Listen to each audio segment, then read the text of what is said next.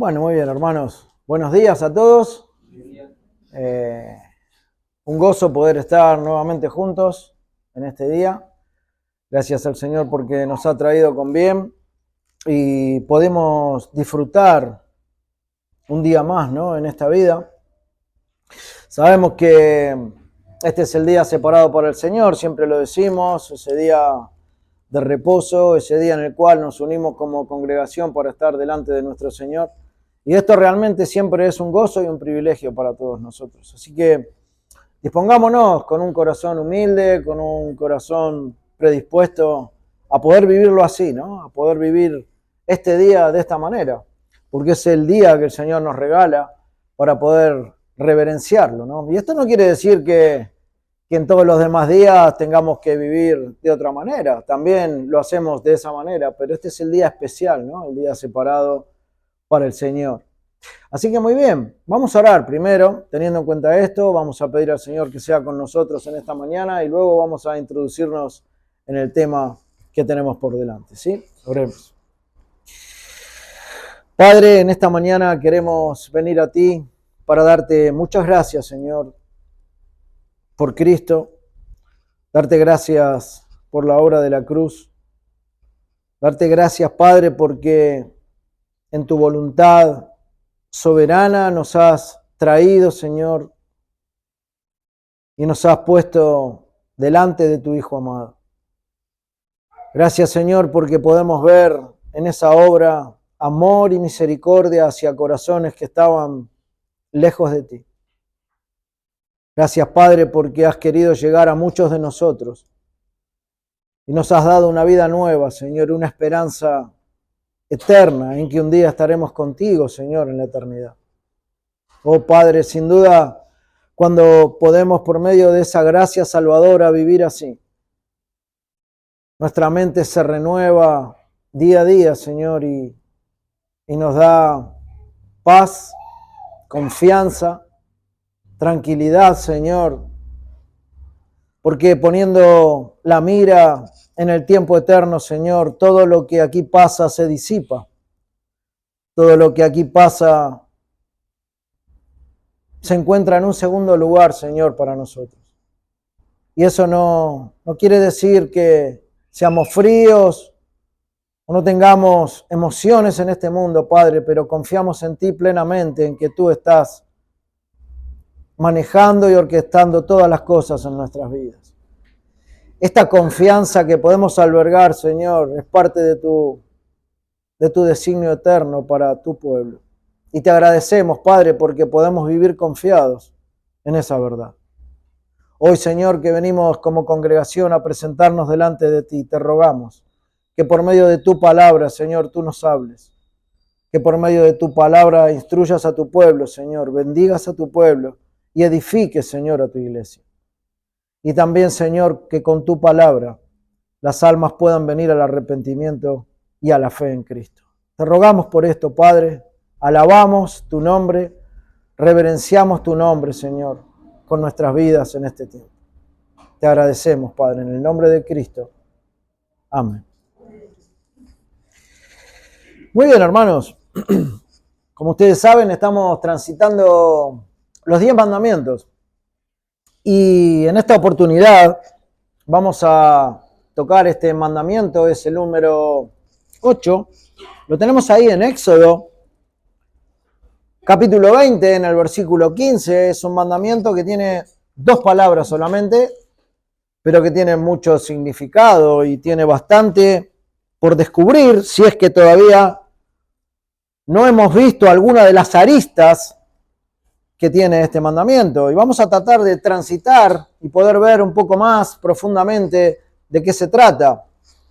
Éxodo 20, versículo 15 dice: no hurtarás. Nosotros vamos a comenzar hoy con este mandamiento y si Dios lo permite en el tiempo que tenemos, bueno, lo vamos a terminar. Quizás pueda quedar algo para la próxima, pero la idea es poder terminarlo hoy.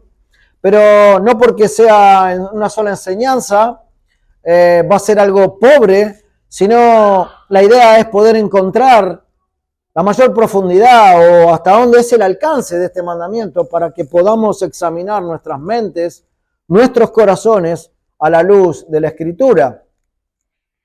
En esta oportunidad, como les decía, vamos a tratar este octavo mandamiento, ¿no? Donde el Señor dice, no hurtarás.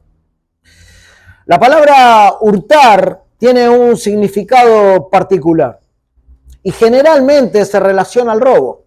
Generalmente se relaciona con el robo, lisa y llanamente. Y si bien esto es cierto, en algún punto hay una diferencia entre hurtar y robar. Perdón, hay una cierta diferencia. Cuando nosotros hablamos de hurto, nos estamos refiriendo más bien al hecho de tomar o retener bienes ajenos en contra de la voluntad de su dueño. O sea, hacernos de algo en contra del dueño de esas cosas, a nivel general. Ahora, el hurto se lleva adelante sin intimidación y sin violencia. Ni por la fuerza, digamos. Eso sería una definición, vamos a decir, técnica de lo que es el hurto.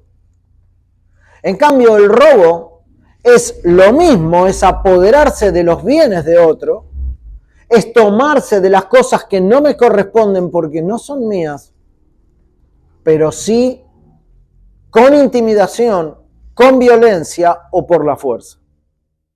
Esa sería la gran diferencia o la diferencia técnica, digamos así, entre el hurto y el robo. Ahora el mandamiento, en la Reina Valera, nosotros nos dice no hurtarás. Sé que en otras versiones dice no robarás. Pero ¿cuál es el concepto que Dios nos quiere dar? ¿O a dónde nos lleva el Señor cuando hace o propone este mandamiento? Primeramente, como siempre decimos, un mandamiento está puesto para ser obedecido y para que nosotros podamos, con la palabra del Señor, ver en profundidad si realmente estamos transgrediendo el mandato del Señor. Ahora, a pesar de que el significado es distinto dependiendo cómo ocurra el hecho, la Biblia condena las dos formas. Tanto el hurto como el robo, independientemente de cómo se dé la acción, independientemente. Ahora el Señor lo llama hurto porque pretende mostrar de alguna manera que esto va más allá de algo que se lleva a la vista, que se lleva adelante a la vista de todos, sino que el hurto es algo que es más o menos visto, digamos, o más difícil de ver, o quizás hasta el mismo que lo lleva adelante no lo quiere notar. Y ahí está la diferencia, ¿no? Un robo con violencia, un robo a la fuerza, se lo puede ver en la calle, se lo puede ver en todos lados y todos pueden estar presentes en ese momento. Pero el hurto es algo que no tiene nada de eso. El Señor pretende mostrar que esto va más allá. El Señor pretende mostrar que nosotros podemos hurtar sin darnos cuenta que lo estamos haciendo. Este es uno de los pecados que se comete en el anonimato. Es algo que, bueno, por supuesto el robo muchas veces también, pero el hurto en sí, ¿no? Es un pecado que como los otros también nace en el corazón, pero que toma diferentes formas de llevarlo adelante. Y vamos a ver algunas, ¿no? Ahora, el motivo es sustraer algo. El motivo es quedarse con algo, pero que nadie se dé cuenta. O que no parezca un robo, ¿no? Sino algo que se toma de manera astuta, digamos, y sutil. Y de tal manera que hasta ni el protagonista, ¿no?, se da cuenta de que lo está llevando adelante muchas veces. Y lo hace así para no sentirse culpable. Eso sería el hurto. Ahora, ¿qué es lo que prohíbe el mandamiento cuando dice no hurtarás? ¿Qué es exactamente lo que está diciendo? Bueno, claramente lo que se prohíbe es apropiarse de los bienes de otros, ¿no? En cualquiera de sus formas. Esto es lo que está queriendo decir. No tomes los bienes de otros, no sustraigas de ninguna manera los bienes.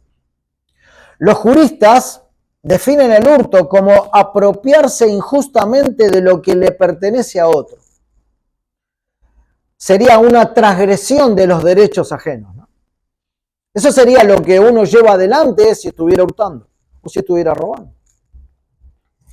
Pero ¿cómo nosotros podemos saber que alguna cosa es de alguien o que tiene dueño, digamos, para que otros no se apropien de ese algo? Porque si yo voy a tomar algo que no es mío, tengo que saber que es de otra persona. ¿Quién pone ese entendimiento? Porque puedo tomar algo que no es de nadie, mirar hacia todos lados y decir, bueno, nadie lo reclama. Esto no es de nadie, puedo tomarlo y llevármelo. Ahora, ¿de dónde sacamos el sentido de que nos pertenece algo, no? Porque si no, no podemos saber si podemos tomarlo o no. Si nosotros vamos a la Escritura, en el principio Dios dio al hombre todo para que lo administre y lo use como suyo. Todo lo que el Señor creó, en Génesis, por ejemplo, 1:26, dice, hagamos al hombre a nuestra imagen, conforme a nuestra semejanza, y señoree sobre los peces del mar, en las aves de los cielos, en las bestias, en toda la tierra y en todo animal que se arrastra sobre la tierra. Por lo tanto, nosotros sabemos por el relato de Génesis que el Señor crea todas estas cosas y se las da al hombre para que las administre, para que las rija y para que las lleve adelante. Le da al hombre dominio de todo lo que él creó sobre la tierra.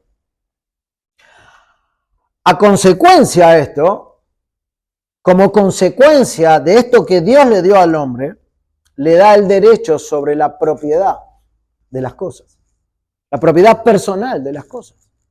Le dice a Adán, esto es lo que te doy para que administres, para que rijas y para que lo cuides.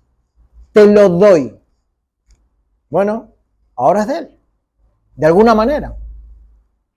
Cuando esto pasa, o esta es la dinámica, o hoy día cuando alguien compra algo para ser dueño de eso que compra, de lo que ha pagado, por consiguiente nosotros estamos llamados al tenerlo, a proteger ese bien y a proteger el bien que otro también pudo haber comprado para sí. Por lo tanto, ahí nosotros empezamos a ver la pertenencia de las cosas en cada una de las personas. Y ese es el límite que tenemos para decir esto lo puedo tomar o esto no lo puedo tomar. Porque es de otra persona, no es mío. Ahora, si ese límite se transgrede, si ese límite es sobrepasado, si esto de cuidar eso no ocurre, sino que lo que se busca es lo contrario, o sea, avasallar la propiedad de otro, tomar lo que no me corresponde de una u otra manera, entonces se transforma en hurto. Ahora, bueno, entendiendo este concepto y más o menos vislumbrando lo que el Señor nos quiere decir, cuáles son las causas del hurto, ¿por qué aparece esto en nuestros corazones? Porque nadie puede decir que alguna vez no tuvo ese pensamiento del hurto. Bueno, hay causas interiores, ¿no? Y hay causas también exteriores. Hay causas interiores que llevan precisamente a transgredir este mandamiento, al hurto. Y una puede ser la incredulidad. ¿Cómo? Bueno, esto de la incredulidad se da cuando alguien tiene una profunda desconfianza en la providencia de Dios. Cuando no está confiando en lo que Dios le puede proveer o le puede dar. cuando no está pensando en que Dios puede ser aquel que salve o sane no es la palabra, perdón, supla sus necesidades.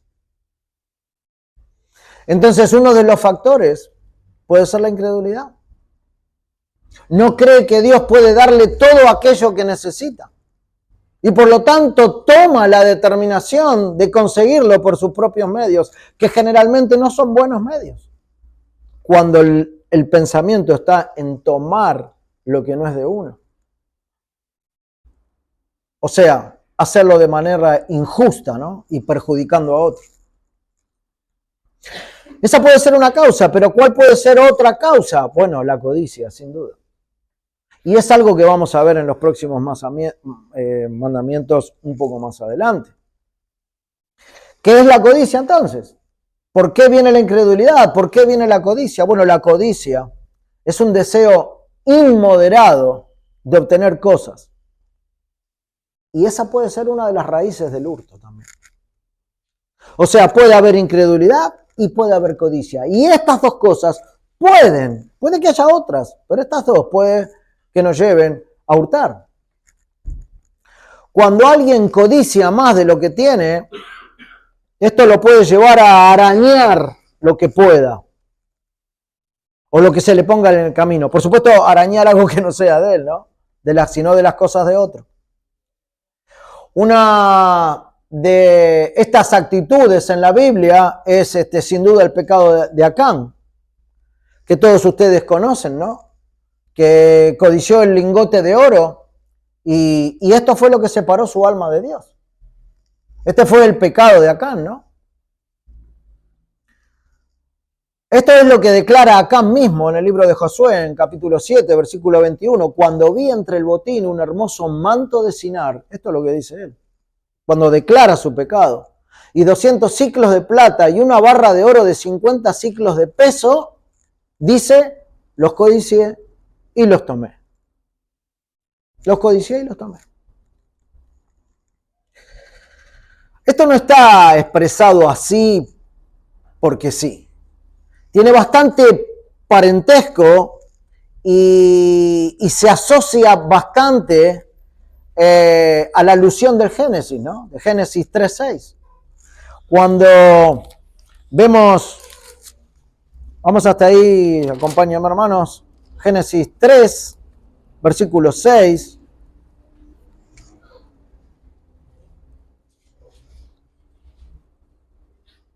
Donde cuando vemos los verbos que se dan aquí en este versículo, vemos un parentesco a ese vi, codicié y tomé, que dice Acán.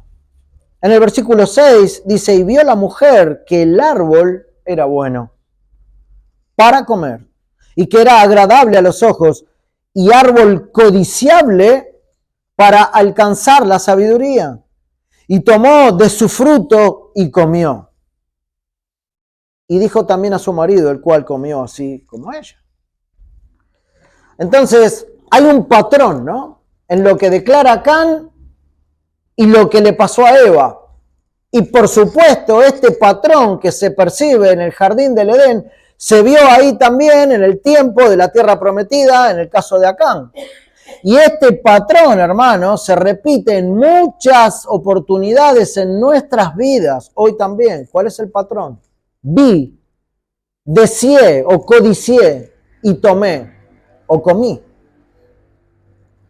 Ese es el patrón. Esto es lo que pasa antes en el periodo de tentación, antes de pecar. Si no mortifico ese pensamiento rápidamente, el próximo paso es pecado. Bueno, esa es la dinámica para entrar en la transgresión de este mandamiento, de hurtar. Esto es lo que sucede en el campo de la tentación. Ahora, esto también tiene una causa externa. Decíamos que esas dos, incredulidad y me perdí. Y codicia. Son unas causas internas que están dentro de nuestro corazón, ¿no? Cosas que vienen desde muy profundo. pero también tiene una causa externa, que es la incitación de Satanás. Es una causa que nosotros quizás ni buscamos, pero que está ahí dando vuelta permanentemente. Y yo quiero ser claro con esto cada vez que hablamos de esto, que decimos que se presenta Satanás en nuestras vidas, ¿no? Porque nosotros podemos equivocarnos en el concepto y podemos decir, bueno, yo no fui. Fue el enemigo que se apoderó de mí y me hizo pecar. Bueno, es parte de la verdad, pero no es toda la verdad. Porque nosotros no podemos disociar nuestra responsabilidad frente al pecado. Por lo tanto, ¿hay influencia del enemigo? Sí, pero es nuestra responsabilidad, sin duda, también. Cada uno pagará por su propio pecado, dice el Señor. ¿Cómo entendemos esto? Bueno, el caso de Judas es un ejemplo claro para nosotros, porque la Escritura nos muestra que Judas era un ladrón. Lo dice claramente en Juan 12:6. Judas era un ladrón. Y cuando llegamos a Juan capítulo 13, versículo 27, nos dice así el Evangelio. Y después del bocado, Satanás entró en él. Así que hay cierta verdad en decir, bueno, sí, digamos, lo dice la Biblia, sí, pero hay que entender bien esto. Y dice, Satanás entró en él. Entonces Jesús le dijo, lo que vas a hacer, hazlo pronto. La entrega, ¿no? Ahora, la negativa de Judas a responder a la exhortación de Jesús, eso es lo que abre su corazón a la maldad. Él no quiso mortificar, no quiso pedir perdón, no quiso salir de esa situación. Entonces, es responsable, fue responsable. Él se rindió al dominio del mal, en ese caso. Y este es el punto, hermanos, para entender bien este embate exterior que tenemos, ¿no? Esto que proviene de afuera. Lo que dice Jesús en Juan capítulo 8, versículo 34, en verdad os digo, todo el que comete pecado es esclavo del pecado. O sea que la responsabilidad se la está dando al hombre. El que comete pecado es esclavo del pecado, lo dice el Señor Jesús de manera clara y enfática. Jesús es quien claramente define la gravedad del pecado. Y el dilema en el que está toda la humanidad bajo el pecado. Aquellos que escuchaban al Señor cuando decía lo que dice aquí en Juan capítulo 8, versículo 34, no entendieron la libertad que Él les ofrecía. Conoceréis la verdad y la verdad os hará libres. Pero si la persona no entiende su condición de esclavitud en el pecado, ¿de qué libertad está hablando Jesús? Aquel que no se siente prisionero de nada no necesita ser libertado. Aquel que no entiende su situación de esclavitud frente al pecado no necesita arrepentirse de nada. Ahora, esto es lo que precisamente viene a ser el Evangelio. Presenta la salida que hay en Cristo a esa esclavitud del pecado, si es que estamos viviendo así. Y aunque creas que no sos esclavo del pecado, la Biblia sí lo revela mientras que no estés en Cristo. Aunque no lo puedas ver, aunque no lo puedas entender, el Señor revela tu muerte espiritual en la Biblia. Y mientras que esa condición no varíe, el pecado va a hacer estragos. No solamente el de hurto, de pensamiento o de hecho, sino todos los demás van a hacer estragos en tus vidas. Hermanos, nosotros tenemos que entender que el diablo es el mayor ladrón de todos.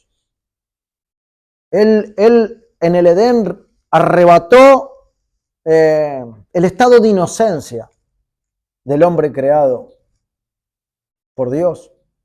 Y hoy sigue convenciendo al hombre para formar parte de su equipo.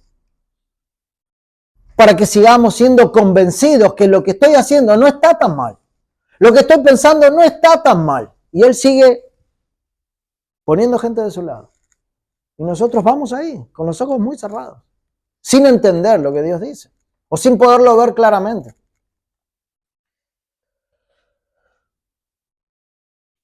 Nos susurra al oído lo bien que estamos haciendo, ¿no? Que nos va a ir bien robando o hurtando y apropiándonos de lo que no es nuestro. Y el hombre sigue escuchando la voz de esa serpiente antigua. Hacelo, nadie lo va a ver. Como Eva, ¿no? Y no quiere escuchar la voz dulce del Señor, que busca intencionalmente por medio de su evangelio sacarlo de ahí. No quiere escuchar esa voz. Ahora, quizás, hermanos, muchos de ustedes, hasta me puedo incluir, diga, bueno, yo no tengo este problema, yo no tengo este pecado, yo no toco nada que no sea mío. Muy bien. ¿Estás bien con Dios entonces en cuanto a esto? Pero cuidado, porque quizás estás con otros problemas frente a Dios o con otros pecados que estás transgrediendo, lo cual te hace culpable de todos. La intención de tratar este tema un poco más profundamente que esas dos palabras de no hurtar en esta mañana es que solo Dios te hable por su palabra. Porque ahora vamos a ver tipos de hurto que podemos encontrar para que puedas hacer un examen cuidadoso de tu vida y de tu corazón y veas si en verdad podés decir con total seguridad, yo no tengo problemas con esto. Vamos a ver 3 tipos de hurto en esta mañana. Primero vamos a ver el hurto hacia Dios. Cuando nosotros hurtamos o le hurtamos algo a Dios. Luego vamos a ver el hurto hacia los demás, hacia las demás personas, hacia nuestros prójimos. Y también vamos a ver el hurto hacia nosotros mismos. Que es muy interesante, ¿no? Uno puede decir, ¿cómo yo me hurto a mí mismo? ¿Con lo que me amo y con lo que me quiero? Sí. Bueno. Pero vamos al primer punto, el primer lugar. Existe un hurto a Dios. ¿Cómo? ¿De qué manera yo le hurto a Dios? Bueno, en varias. En este día en particular, quienes hurtan cualquier parte del día de Dios, del día de reposo, son ladrones suyos. Recuerdan ustedes el mandamiento, ¿no? El 4º mandamiento, el cual ya transitamos y hemos hablado bastante sobre esto. Acuérdate del día de reposo, dice. Nosotros no solamente debemos dedicar una parte del día a Dios, solo cuando venimos a congregarnos, cuando venimos aquí al culto, sino en la totalidad del día. Acuérdate del día, dice el mandamiento, ¿no? No de la mitad del día, de un cuarto del día, sino acuérdate que hoy es mi día. Entonces, el Señor muestra esto con una ayuda a memoria, dice, acuérdate. Bueno, hasta ahí, si es recordar y yo no me acuerdo, bueno, ¿por qué estaría cometiendo un pecado? Pero luego de eso dice algunas cosas más. Dice, acuérdate del día de reposo para santificarlo. Bueno, luego da algunos comentarios sobre cómo llevar adelante esto. 6 días trabajarás y harás toda tu obra, mas el 7º día es reposo para Jehová tu Dios.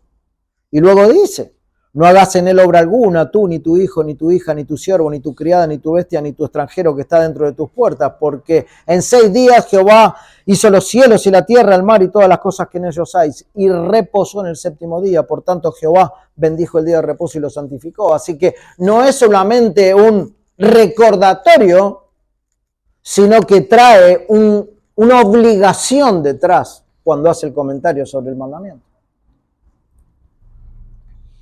Entonces, si luego de estar en el culto general nosotros dedicamos el resto del día a la vanidad y al placer y andar en nuestros propios pensamientos y en nuestra propia voluntad, le estamos hurtando al Señor.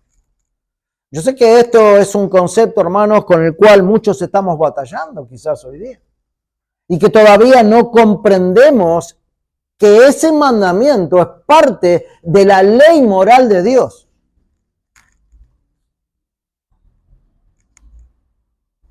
Es un pesar, hermanos, cuando nosotros nos encontramos y vemos las sillas vacías un día domingo.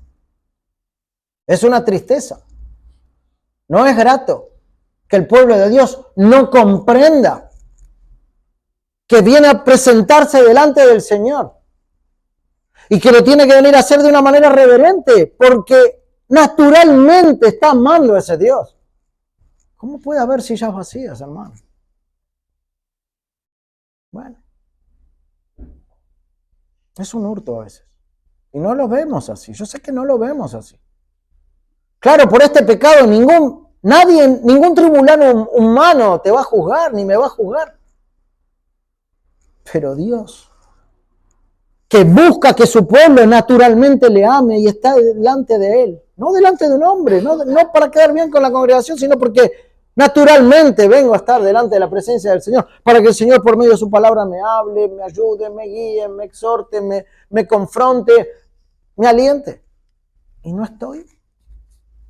O quizás estoy esas horas con los hermanos y después mi día se esfuma en mi mente y ya no cumple lo que dice Isaías 58:13, que después lo pueden leer en sus casas. Bueno, ahí le estamos hurtando a Dios. Un párrafo que nosotros hemos leído ya y en el cual hemos transitado, que está en nuestra confesión de fe. Si ustedes quieren lo pueden buscar ahí en el himnario, en el capítulo 22, en el párrafo 8. Ya lo hemos leído en varias oportunidades, pero qué bueno sería que un día podamos llegar a la plenitud del entendimiento de ciertas cosas y decir, ya no es necesario leerla más, porque ya lo entendí, ya lo comprendí.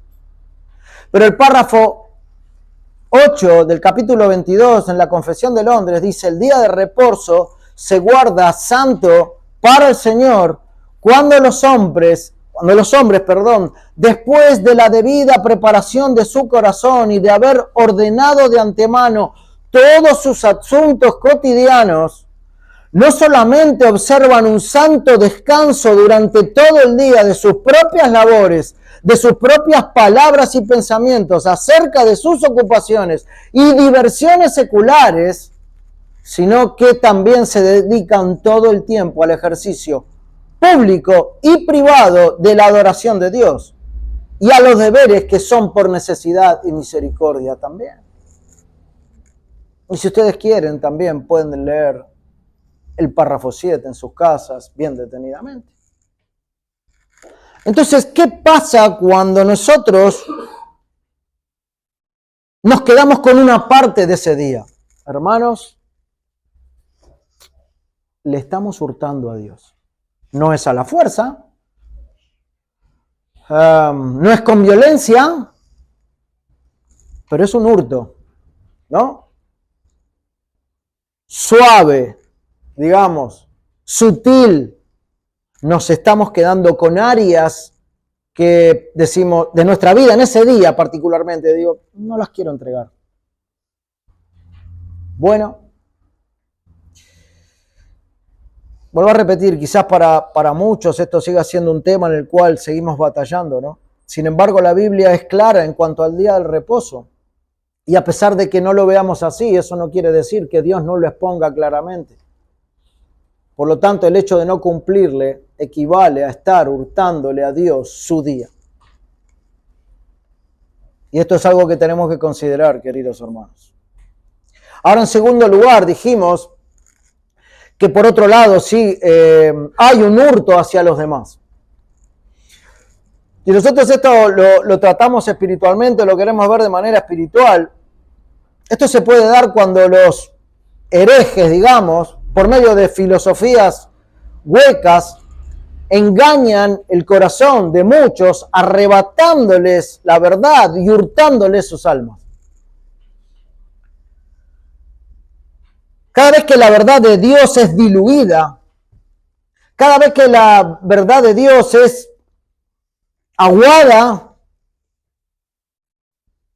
cada vez que la palabra es degradada o dejada de lado para establecer otra verdad que no es verdad, cada vez que se quiere lisonjear la mente y el corazón de alguien para llevarlo por otro camino que no es el bíblico, estamos hurtando sus almas. Estamos falseando la verdad y hurtando de alguna manera. Bueno,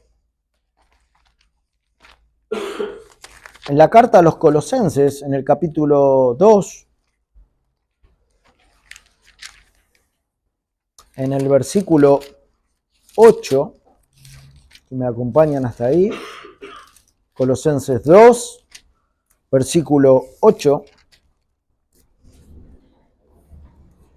cuando Pablo está hablando de toda esa plenitud de vida que hay en Cristo, hay un consejo en el versículo 8 que dice, Colosenses 2, versículo 8, mirad, ese mirad es considerar, pensar, meditar, no es solamente mirar y mirar para otro lado, sino más profundo que mirar, ¿no? Que nadie os engañe por medio de filosofías y huecas sutilezas, según las tradiciones de los hombres, conforme a los rudimentos del mundo y no según Cristo. Tengan cuidado, porque esto va a pasar. Miren, observen, comparen con la Escritura. Si los rudimentos del mundo, si los pensamientos del mundo y las huecas sutilezas, las cosas que son vanas, todas esas cosas según tradiciones de hombres y no según Cristo, están haciendo nido en tu mente y en tu corazón. Miren esto. Ahora bien, nosotros somos advertidos por medio de Pablo que la iglesia mire estas cosas. Bárbaro. Ahora, si a la iglesia tiene que mirar esto, es porque hay alguien que se dedica a hacer esto. Es porque hay alguien que se dedica a poner pensamientos de hombres. Es porque hay alguien que se dedica a establecer filosofías huecas, vanas, que no tienen nada que ver con Cristo. Entonces, ellos van a pagar. Nosotros somos responsables como hijos de Dios. Pero ellos están hurtando la verdad de Dios. Por eso este lugar, hermanos, es un lugar en donde las almas son edificadas por medio de esta palabra. Y nosotros no podemos evadir nada del santo consejo de Dios, por más que a los hombres no les guste verlo. No podemos. No podemos irnos por los cauces de la mentira, por caminos tenebrosos para quedar bien con el hombre, hermanos. Yo sé que el día de reposo es un día que nos trae grandes conflictos internos, de cómo vivirlo, de cómo transitarlo, de cómo venerar a Dios en este día. Es un tema. Pero de a poco el Espíritu del Señor nos va convenciendo de su verdad. Pero no por eso quiere decir que esa verdad no está en la Biblia. Y es por eso que por medio de su gracia la podemos exponer. Pero si nosotros estamos llamados a mirar que nadie nos engañe, es porque hay alguien que engaña. Y que va a decir cosas que no son bíblicas. Nosotros somos llamados a no ser engañados, pero el que engaña está hurtando tu alma, hermano. Y si te dejas hurtar, sos cómplice de ese hurto. Así que cuando esto pasa, está siendo robado en cuanto a la verdad de Cristo. Pero esta no es la única forma de hurto, ¿no?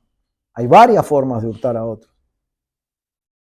Está, por ejemplo, el que roba en los caminos, ¿no? El salteador de caminos, ¿no? Que hurta el bolso o las pertenencias de otro, transgrediendo así el mandamiento, ¿no? La letra del mandamiento.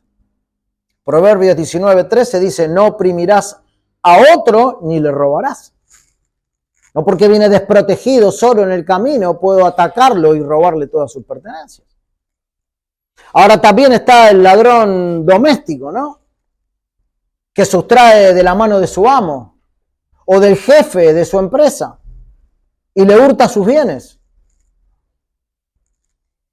Hay muchos que son hospedadores en sus casas y no saben que a veces hospedan hurtadores o ladrones.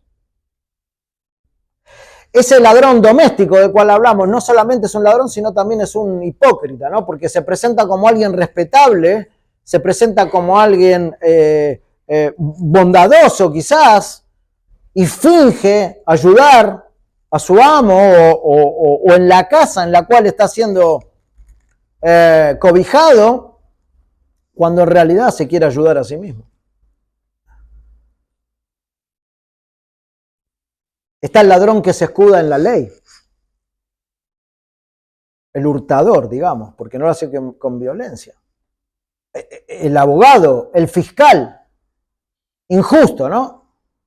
Que trata de manera fraudulenta a sus clientes, que usa la normativa, mintiendo, falseando la normativa para llevar adelante un propósito personal. Un abogado fraudulento puede privar de sus bienes a esa persona, si lo quiere hacer, con normativas falsas. Y hasta puede ser causante de su ruina económica también, por decir. Ahora vean ustedes, hermanos, que en estas cosas no hay violencia, no hay intimidación, ni nada de ese tipo. Sino que muchas veces se busca con el consentimiento voluntario y sobre el fundamento de la falsedad, ¿no? Está el ladrón, esto me pareció interesante, el ladrón eclesiástico, que a pesar de recibir su dinero por su trabajo para la congregación, en el caso de los pastores, no pastorea. No pastorea de manera bíblica, sino que deja morir al rebaño, digamos, ¿no? Por su mal proceder. Y esto no es nada que no esté dentro de la Biblia. En Ezequiel 34:2 nosotros leemos, hay pastores es un ayo. Pastores de Israel se apacentaron a sí mismos y no apacentaron a mis ovejas. Bueno, estos ministros van a ser condenados como ladrones en el tribunal de Dios. No es que van a dejar de pagar por manejarse así. Entonces puede también haber un hurto desde ese lugar.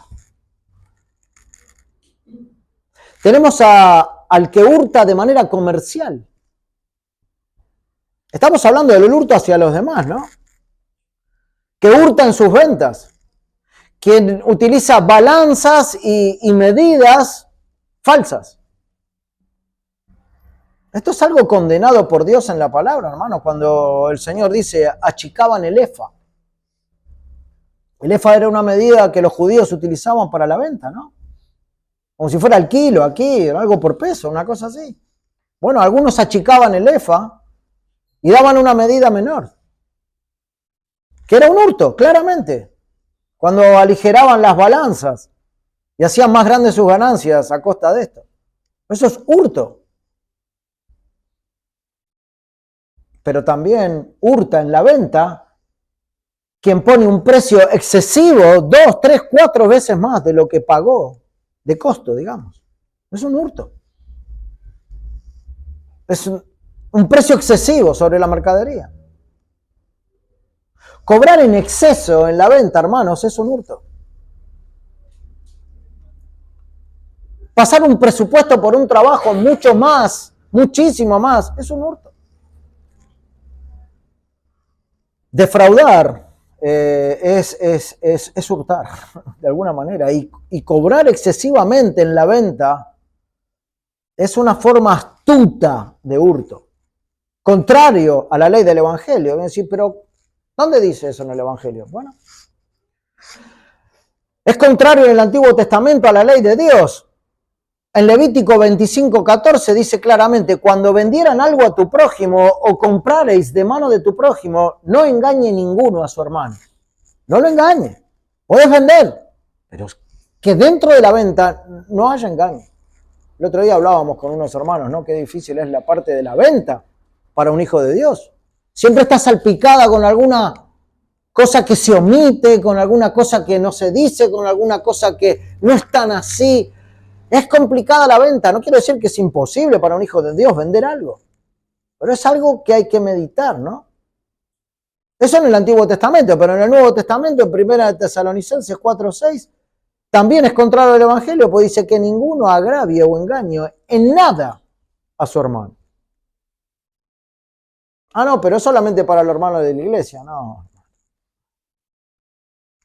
Recuerden que los mandamientos desde el 5 hacia adelante es para con el prójimo. Por eso el Señor encierra todos estos mandamientos en 2. Amarás a Dios por sobre todas las cosas, sobre todas las cosas, y al prójimo como a ti mismo. Y esto está encerrado en la segunda parte. Por lo tanto, es no a los hermanos de la iglesia solamente, sino a todos en general. El usurero que toma de los demás por extorsión. Aparenta ayudar a alguien cuando presta por alguna necesidad, pero lo termina encadenando de por vida hasta sacarle todo. Porque alguna vez le prestó y se lo tiene que devolver. Con intereses. El usurero es ladrón. Zaqueo era un extorsionador, cobraba impuestos por demás, impunemente. Pero cuando Jesús llegó y le hizo ver por su palabra, qué distinto que fue todo, ¿no? En su vida. Pensó que todo y entendió que todo lo que había ganado ilícitamente lo iba a devolver cuadriplicado. Y el Señor dijo, ha venido la salvación a esta casa. O sea que cuando cambiemos nuestro pensamiento, entrará realmente la palabra en nuestra mente.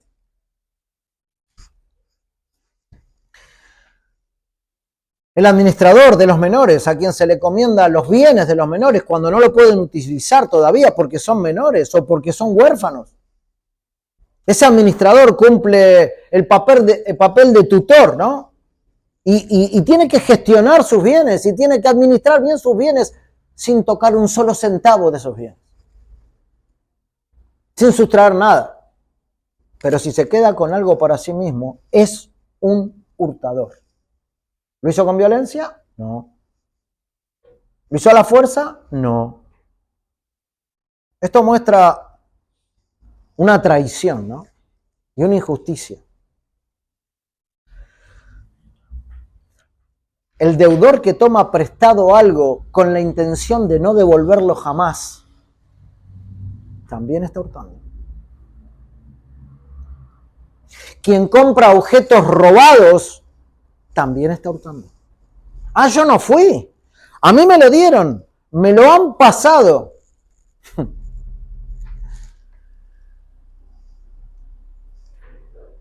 Es hurto, aunque no sea el autor material del hecho.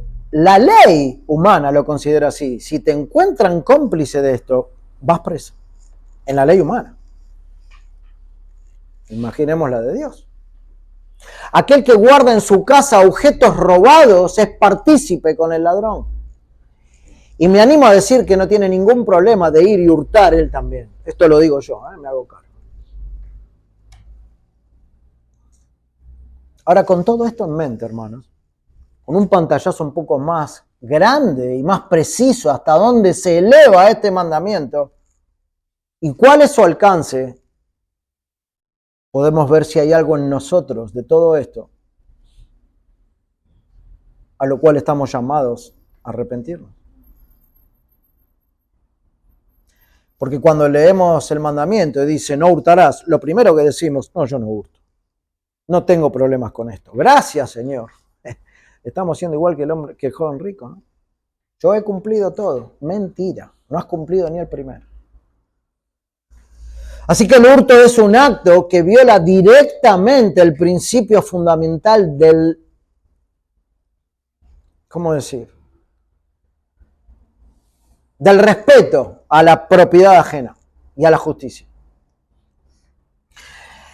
Este mandamiento, hermanos, es un llamado a la honestidad y a la pureza también, como hablábamos en el mandamiento anterior, ¿no? A la honestidad y al respeto por lo que no es mío. No es mío, ni voy a entrar en tentación.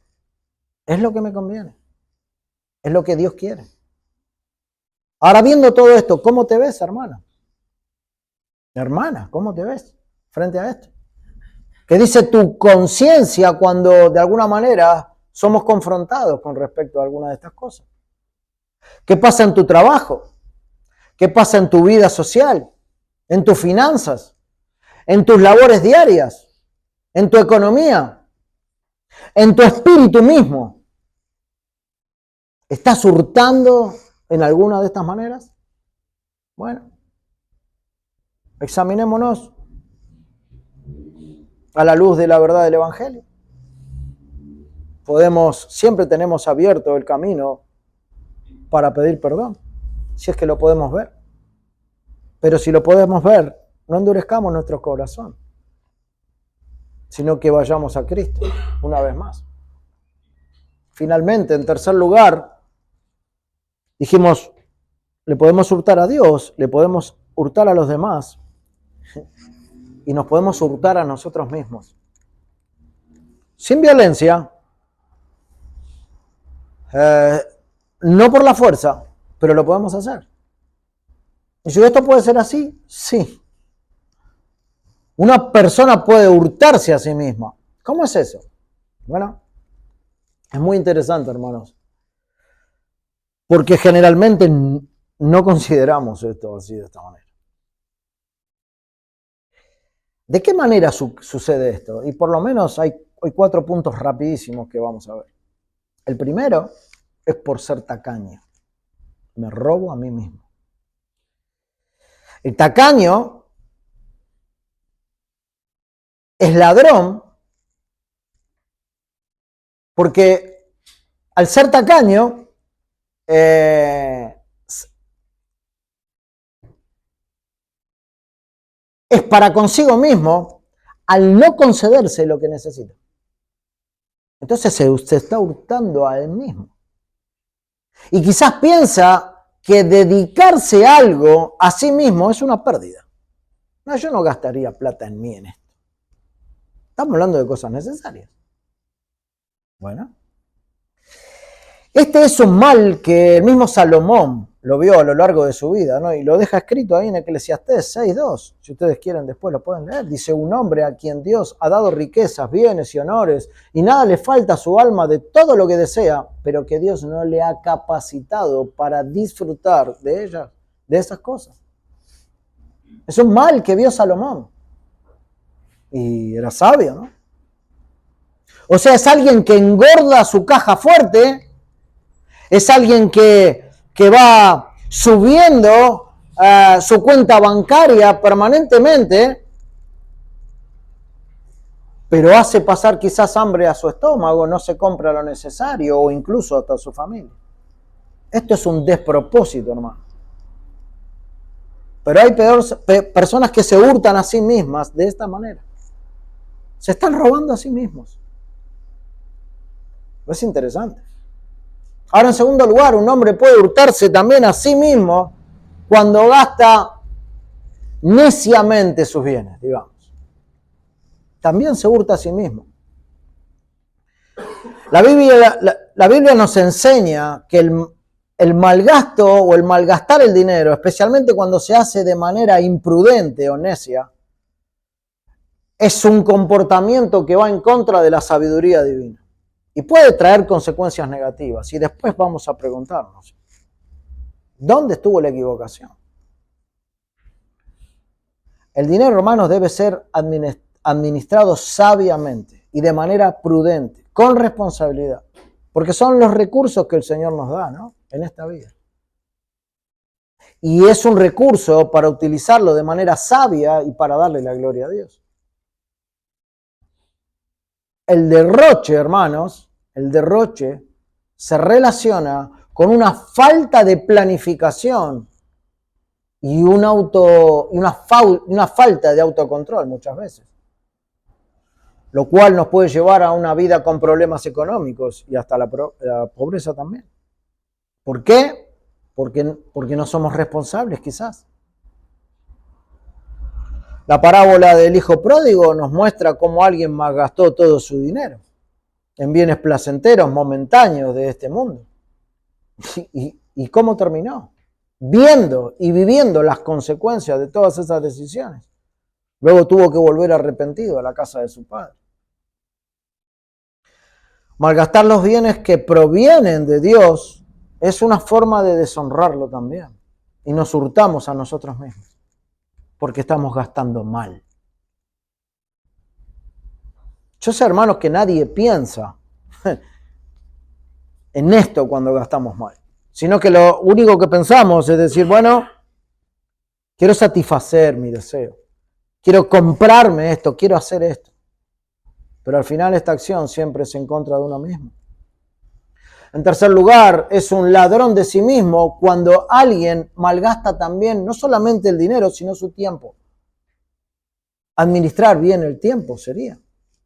Y quiero que lo veamos en este aspecto, hermanos. Quien malgasta su tiempo en placeres, en vanidades, se hurta a sí mismo el tiempo que Dios le da para tratar con la salvación que Dios le regaló. Para estar en comunión con Dios, para estar en oración a Dios. No estoy diciendo, hermanos, que se entienda que no se pueden hacer ningún tipo de actividades, ni recreativas o de distracción. Estoy hablando sobre una mala administración del recurso del tiempo que el Señor nos da. En muchas oportunidades se escucha decir, bueno, el tiempo es oro, ¿no? Mi tiempo vale. Y hay cierta razón de eso. Incluso en los trabajos muchas veces se considera el tiempo, ¿no? Como parte de la economía, digamos. Y hay cierta verdad.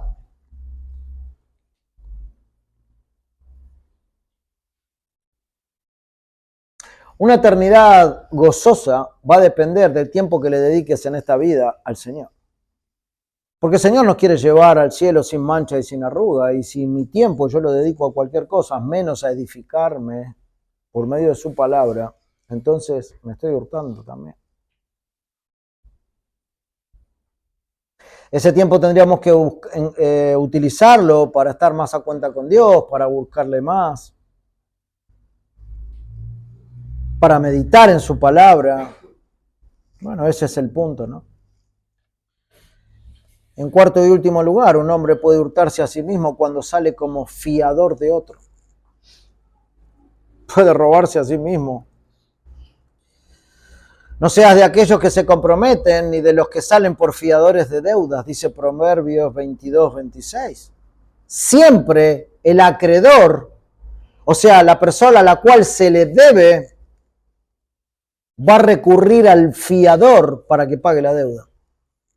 Y el fiador va a tener que responder con dinero. Por lo tanto, se está robando a sí mismo.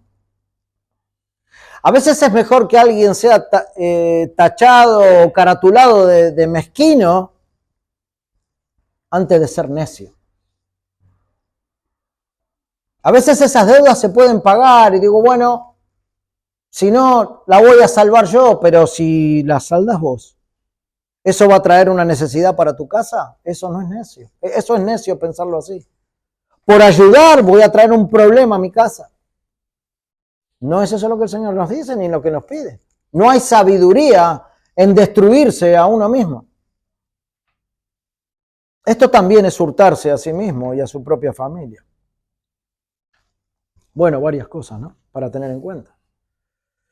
Puede que alguno se excuse con algún comentario de este tipo o parecido. Yo soy de condición humilde, el comercio o el negocio que tengo está pasando por una mala época, no tengo otra forma de sostenerme, la economía no está bien, todo está muy caro, no tengo trabajo y otras cosas como estas para acallar solamente la conciencia y justificar el hurto.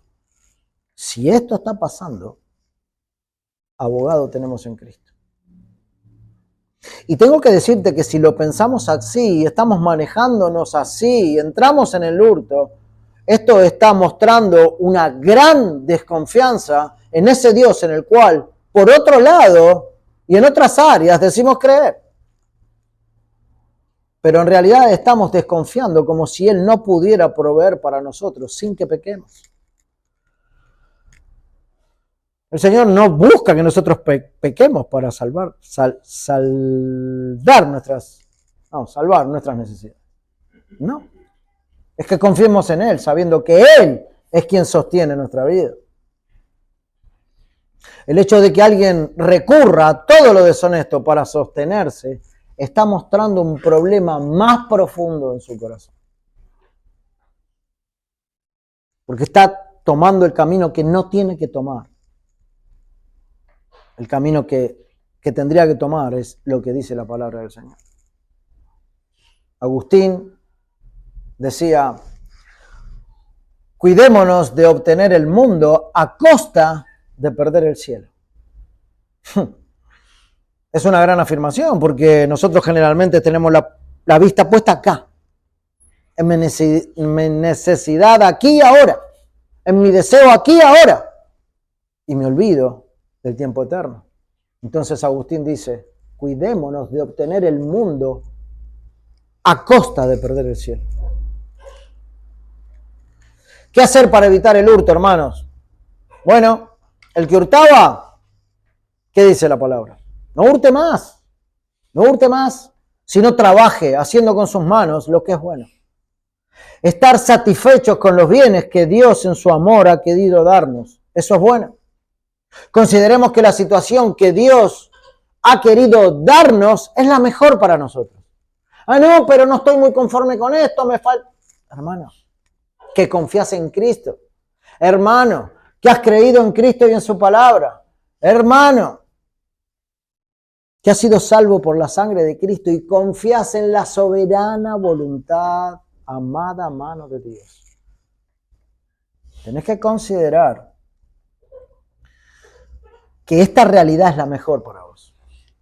Aunque no te guste mucho, Dios está tratando con vos por medio de tu realidad en todas las cosas. No te olvides. Él puede bendecir cuando escasea el alimento. Puede bendecir igual. No olvides que no vamos a necesitar todas estas cosas por mucho tiempo más, sino que va a ser solamente hasta que dejemos de respirar en este mundo. No vamos a llevarnos nada de este mundo, así que no es necesario hurtarla, porque va a durar lo que dure. Lo suficiente será tener en el camino al cielo a Cristo como la puerta de entrada al gozo eterno. Eso es lo suficiente. Eso tendría que ser todo. No necesitamos más nada que esto, hermanos. Y se entiende que hay necesidades en la familia, necesidades en nuestros hijos, necesidades en nuestros padres, necesidades propias nuestras. Pero el Señor tiene cuidado de nosotros. Y ahí es donde nosotros no tenemos que quedar confiados. Así que no necesitamos más nada que esto, hermanos. Nada más. No necesitamos hurtar. Por eso el Señor dice, no hurtarás. Que Dios te bendiga, hermano, y trate con tu corazón. Aunque sean solo 2 palabras, nos llevan a pensar más profundamente en todo el consejo de Dios. Oremos. Padre,